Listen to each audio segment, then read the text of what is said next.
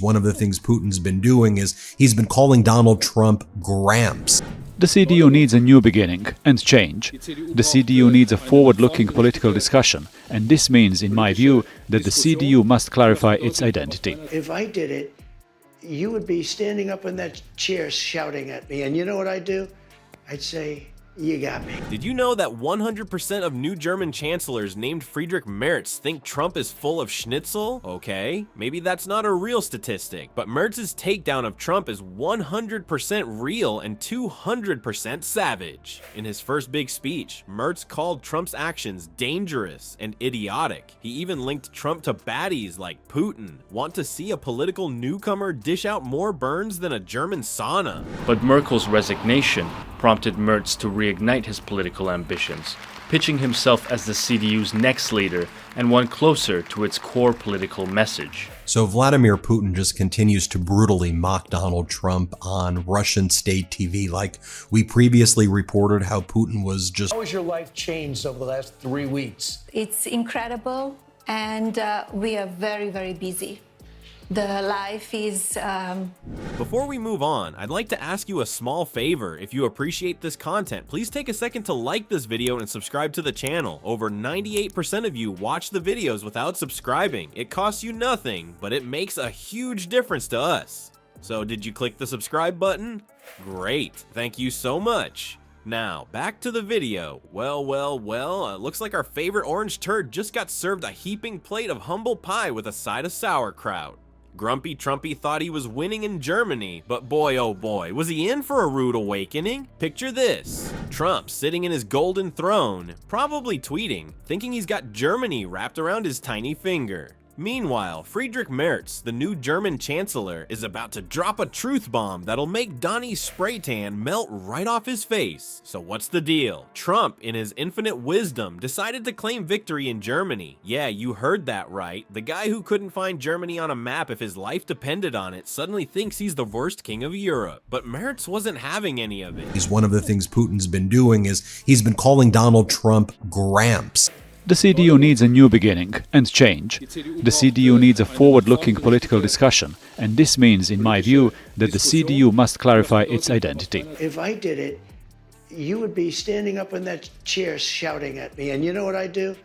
I'd say, you got me. In his acceptance speech, Merz didn't just disagree with Trump, he roasted him like a bratwurst on a hot grill. He called out Trump's alternative facts and reminded everyone that Germany isn't some Trump golf course he can just buy and slap his name on. Now let's drop some real facts about what the CDU, that's Merz's party, for those of you who slept through Political Science 101, actually stands for. They're all about a strong Europe, fiscal responsibility, and not letting loudmouth foreigners tell them what to do. Sound familiar, Donnie? But the real kicker came when Merz started talking about Trump's understanding of German politics. He said, and I quote, "Mr. Trump's grasp on German politics is about as firm as his grip on reality." Ouch, that's gonna leave a mark bigger than Trump's ego. Merz didn't stop there. He went on to school Trump on how German democracy actually works. Spoiler alert, it doesn't involve claiming victory before the votes are counted or trying to overturn elections when you lose. Merz became known for his hardline stance on immigration, in contrast to Merkel's decision to welcome more than 1.2 million refugees and asylum seekers. It will be used as pretext by Russia and other authoritarian regimes to say, actually, we're going to conquer these places. You know what? The seas will rise over the next 400 years, 1/8 of an inch, you know. Which means basically you have a little more beachfront property, okay?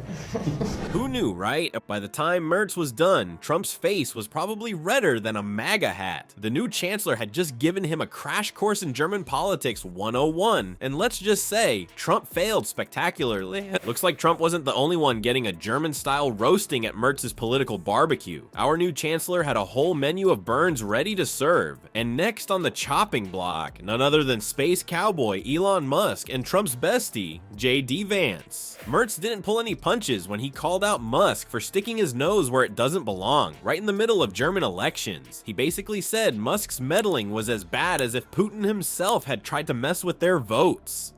That's like saying your annoying neighbor is as bothersome as a hungry grizzly bear crashing your picnic. I have a wonderful wife who has to listen to this stuff all the time. They do that for this reason. never doing deals with the far right. But closer to the election, Merz ruled out a coalition with his nationalist populist rivals. We'll take a look at TikTok. We're looking at TikTok. We may be banning TikTok. We're not doing anything with TikTok. Joe Biden is responsible for banning TikTok. Talk about a cosmic-sized burn. But wait, there's more. Merz didn't stop at just roasting the Tesla tycoon. He went full Gordon Ramsay on J.D. Vance, too. You know, the guy who thinks kissing Trump's orange behind is a political strategy. Merz lumped him in with Musk and Trump as part of the "we don't understand Europe, but we'll mess with it anyway" club. Now, you might be thinking, why is Merz getting his lederhosen in a twist over these guys? Well, turns out Europeans are getting pretty fed up with America's shenanigans. Polls show that folks across the pond are side-eyeing US leadership harder than a teenager looking at their parents' dance moves. They're starting to think maybe it's time to cut the cord and do their own thing. Merz, being the savvy political chef he is, cooked up a spicy little idea. He's talking about a new European defense alliance that doesn't need America's help. And prices could go up somewhat short term, but prices will also go down. And I think the farmers are going to be helped by this very much. And so what was Donald Trump doing over the weekend as well? Well, as Kentucky, Virginia, and West Virginia suffered devastating storms, over 10 people were killed. Reached an all-time high. It was a long, before I ever got here, it was at an all-time. This didn't, remember, I've been here for 3 weeks. And it's like he's saying, hey, NATO, it's not you, it's us. Actually, it's Trump. We're breaking up. Can you imagine the look on Trump's face when he hears Europe's planning a party and he's not invited? But here's where Merz really turned up the heat. He painted a picture of a Europe that's strong, independent, and most importantly, Trump-proof. It's like he's building a political wall. And guess who's paying for it this time? Not Mexico, that's for sure. Well, folks, it looks like Chancellor Merz just redefined German efficiency in the art of political roasting. He's not just burning bratwurst, he's grilling the whole Trump administration. Who knew the Germans had such spicy comebacks hiding behind their lederhosen? Trump saw the Expendables 3 on his plane last night and is like, I need those guys to help. The 14th Amendment, though, says that, quote, all persons born in the United States are citizens. Can you get around the 14th Amendment with an executive action? The country's finances, once heavily reliant on cheap gas from Russia and exports to China, are floundering. Germany's business model, Merz declared, was now gone. Keep your eyes on Germany, folks. They're cooking up something that smells a lot like independence with a side of "we don't need your Twitter tantrums, Donnie."